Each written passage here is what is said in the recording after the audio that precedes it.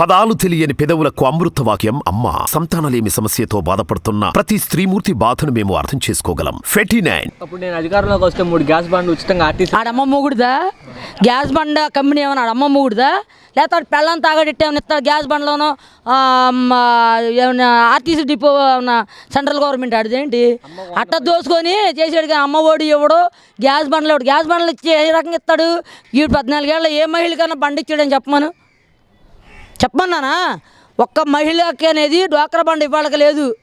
రుణమాఫీ అన్నాడు, ఎవడు రుణమాఫీ చేశాడు? పాల వడ్డీ అన్నాడు. ఇప్పుడు జగన్మోహన్ రెడ్డి వచ్చినాక రుణమాఫీలు వేస్తున్నాడు, స్టెప్ బై స్టెప్ పాల వడ్డీలు కూడా పడుతున్నాయి. అర్థమైందా? అందుకని ఇవాళ ఇన్ని పథకాలు జగన్మోహన్ రెడ్డి పెట్టాడు. జగన్మోహన్ రెడ్డి వైఎస్ రాజశేఖర రెడ్డి గారు ఆమ్ ఆద్మీ అని అభయస్థ అని పెట్టాడు. ఆ పథకాలు ఆడు తీయాల్సిన పని ఆడి ఇంట్లో ఆడు బాబు సొమ్ము ఇవ్వలేదుగా.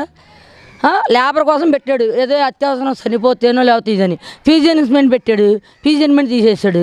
మళ్ళీ జగన్మోహన్ రెడ్డి వచ్చాడు, మళ్ళీ ఫీజు ఎన్వెస్ట్మెంట్ పెట్టాడు. ఆ ఆరోగ్యశ్రీ అనేది తీసేసాడు. పేదోళ్ళే నాశనం అయిపోవాలి, పెద్దోళ్ళు ఇది అవ్వాలన్న ఉద్దేశం పెట్టాడు. జగన్మోహన్ రెడ్డి పెట్టినాయి కానీ వైఎస్ రాజశేఖర రెడ్డి పెట్టిన కానీ 14 ఏళ్ళలో ఆడు చేసిన దుర్మార్గం మామూలు దుర్మార్గం చేయాల. ఈసారి జైల్లో కాదు ఉండేది, ఆడు ఏదో ఒక రకంగా ఉరి వేసుకొని ఏంటుంది దాకా చచ్చేటట్టు దెబ్బ కొడతాం ఈసారి.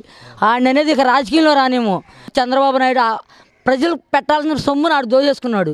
ప్రజలే న్యాయం చెప్తారని చుట్టం ఎవరికే కాదు, ఎవరు చేసుకెళ్ళే పని వాళ్ళు చేసుకెళ్తూ ఉంటారు. లాభం లేనిది ఎవడో ₹1 పని చేయడు కదా. మరీ అక్రంగా తోచేసుకున్నాడు వీడు చంద్రబాబు నాయుడు అనేవాడు. రేపు ఎల్లుండ ఈ మనోజ్ అన్నవాడిని ఈ శ్రీనివాస్ అన్నవాడిని పప్పుగాని కూడా వేసేస్తారు. చంద్రబాబు నాయుడు అనేవాడు 14 సంవత్సరాలు పరిపాలన పాలన చేశాడు. డ్వాక్రా మహిళలు పాల వడ్డీ అన్నాడు. పాల వడ్డీ ఇప్పుడు అని ఇచ్చాడా? ₹1.30కు 2.30 2.60 పైసలు కాడికి ₹1.30 2.60 వసూలు చేశాడు.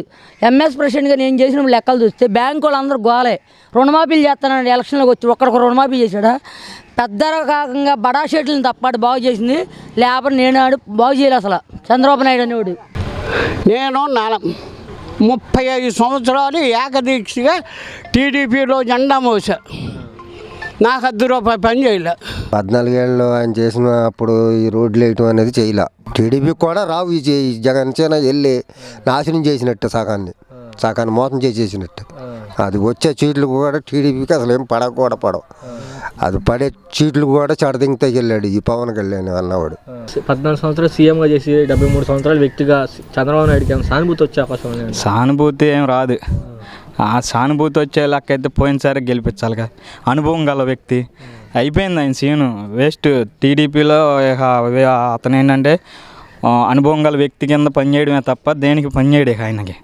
అంతే, రాజకీయంగా అయిపోయింది. ఆల్రెడీ టీడీపీ అనేది చచ్చిపోయిన పార్టీ, దాన్ని బతికించాలని ఈ పవన్ కళ్యాణ్ వచ్చి ఏదో లేపుదాం అనుకుంటున్నాడు. అర్థమైందా? అది జరగని పని. Next Jaganmohan Reddy CM. చంద్రబాబు నాయుడు అనే వ్యక్తి అయితే జుట్టు లేకపోతే కాళ్ళు, అది అందరికీ తెలిసిందే. అయితే జుట్టు లేకపోతే కాళ్ళు అంతే.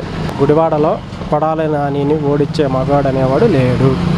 అది వాళ్ళకే తెలుసు కాబట్టి ఏదో డ్రామాలు గిమ్మిక్కులు చేస్తూ ఉంటారు. గెలిచే ఉద్దేశమే ఉంటే, అవకాశమే ఉంటే వాళ్ళ కొడుకునే నుంచోబెట్టుకుంటాడు కదా వచ్చి. టీడీపీకి ఒకప్పుడు కొంచుకోట కదా గుడివాడ అంటే. ఎన్టీఆర్ గారిది పుట్టిన గడ్డ. ఎన్టీఆర్ గారికి బాగా నమ్మకమైన ప్లేసు. అట్లాంటి ప్లేస్లో వాళ్ళ ఇంట్లో కూడా కొడుకునే నుంచోబెట్టుకుంటాడు కదా. వాళ్ళకి సింపతి ఏముంటే ఏమీ ఉండదు. కొడాలి నానియే గెలుస్తాడు ఇక్కడ. చంద్రబాబు నాయుడు సపోజ్ వచ్చే 72 సంవత్సరాల వ్యక్తి చేయగలిగిన పని అది. ప్రతి వ్యక్తి డబ్బులు దొబ్బేశాడు. ఒక విద్యా సంస్థల నుంచి విద్యార్థులకి స్కిల్ డెవలప్మెంట్లు చేసి ఆడు దొబ్బేశాడు. ఎన్ఆర్ రింగ్ రోడ్లో దొబ్బేశాడు. సైబర్ నేలలో రేపొద్దున కొడుకు కూడా వెళ్తానికి సిద్ధంగా ఉన్నాడు. ఇవన్నీ కూడా సొంత నిధులకి, సొంత పార్టీలకి, సొంత ఇండస్ట్రీ హెరిటేజ్కి అన్నిటికీ తరలిచ్చేసి జనాల డబ్బు తినేస్తే ఎవడికి వస్తుంది చెప్పండి? జనాల డబ్బు తింటే ఎవరికన్నా సింపతి వస్తుందా? ఎవడన్నా అయ్యో చంద్రబాబు అన్నోడు ఉన్నాడా? 14 సంవత్సరాలు సీఎం తెలుసండి, చేశారు. 14 సంవత్సరాలు చేశారు, చేయలేదు అంటలేదు. కాకపోతే ఏంటంటే అది జనాలందరి కోసం చేయలేదండి. ఆయన ఎవరికైతే చేయాలనుకున్నారో అలాగే చేశారు. జనాలందరికీ కూడా ఆయన చేయలే. అది ఆయన ఎవరైతే కావాలనుకుంటున్నారో వాళ్ళకి మాత్రమే చేసుకున్నాడు ఆయన, అంతే తప్ప జనాలందరినీ ఆదరించలే ఆయన. ఆడున్నాడు మచ్చల మొఖమోడి కాడు రమ్మంటుంది, ఊడిపోమ్మంటుంది. అక్కడ మొత్తం స్టీల్ ప్యాంట్లో మొత్తం దొబ్బేశాడు వీడు. ఆడికున్న చాలక మనవడు వయసు ఎంత అండి? ఆ మనవడి పేరు మీద ఎంత బ్యాంకులు వేసాడు? అట్టాగే వీళ్ళిద్దరు కలిసి ఏదో చేద్దాం అనుకున్నాడు. ఆడు బొంద ఈడేమో ఇయ్యాల రేపో కాడు కట్టుకొని పోతాడు. ఈడేం చేస్తాడు, నాకెంత అని వీళ్ళు లంచాలు తీసుకుంటాడు పవన్ కళ్యాణ్ గారు. అంటే దేశాన్ని దోచుకు తిని అన్నిట్లోనూ దొరికిపోయి మాకేమీ లేదులే, మా జడ్జిలు మాకున్నారు, మాకు న్యాయం ఇది మాకు ఉన్న సలహాలు మాకున్నాయి అని చెప్పి ఇప్పుడు దాకా తప్పించు తిరిగాడు. ఇప్పుడు అది ఇది పోయింది, ఎవరికాళ్ళు వెళ్ళిపోయారు. ఈడి బ్యాచ్, ఈ దొంగల బ్యాచ్ అంతా మొత్తం చెల్లాచెదరైపోయారు. ఈడు అడ్డంగా దొరికిపోయాడు విత్ సాక్ష్యాధారాలతో. ఎంతమంది లాయర్లు, ఒక్కొక్క లాయర్కి 15 మంది జూనియర్లు పెట్టుకొని ఇక్కడేమో లోత్రా వాదిస్తున్నాడు, అక్కడేమో సాల్వే వాదిస్తున్నాడు, ఇంకోటి వాదిస్తున్నాడు. ఒక్కొక్కడికి 15 మంది, రోజు 1.5 ఖర్చు, వాళ్ళ కార్లు, అకామిడేషన్. ఏం చేయగలిగారు? ఏమీ చేయలేకపోయారు, ఏమీ చేయలేరు కూడా. ఆయన చేసిన పాపాలు ఇప్పుడు పన్ని అతను వ్యాలిడిటీ అయిపోయింది. ఇప్పుడు అతని పాపాలు పన్ని ఇక ఉన్న రోజులు జైల్లో పడి అలా మగ్గిపోవాల్సింది. అది ఒకటి తర్వాత ఒకటి. ఇంకా 300 కోట్లు కాదు, ఇంకా బోల్డ్ స్కామ్లు ఉన్నాయి, అన్నీ బయటకు వస్తున్నాయి. ఖచ్చితంగా ఇక బయటకు వచ్చే అవకాశం లేదు. అన్ని అతని పాపాలు ఇప్పుడు పండినాయి. 2014, 2019లోనూ కాంగ్రెస్తో పొత్తు పెట్టుకున్నాడు ఈ చంద్రబాబు నాయుడు. ఈ లోకేష్ అప్పుడు ఏమయ్యాడండి, ప్రధాన కార్యదర్శి అంట లోకేష్. ఇప్పుడు ఈ లోకేష్ ప్రధాన కార్యదర్శి కదా, మరి కాంగ్రెస్తో ఎలా పొత్తు పెట్టినారండి? మళ్ళీ బీజేపీకి ఎలా? ఫస్ట్ టైం బీజేపీ 2014లో బీజేపీ, పవన్ కళ్యాణ్ వీళ్ళందరూ కలిసారు, జనసేన వీళ్ళందరూ కలిసి. తర్వాత 2019కి విడిపోయారు మళ్ళీ ఎవరికాళ్ళే.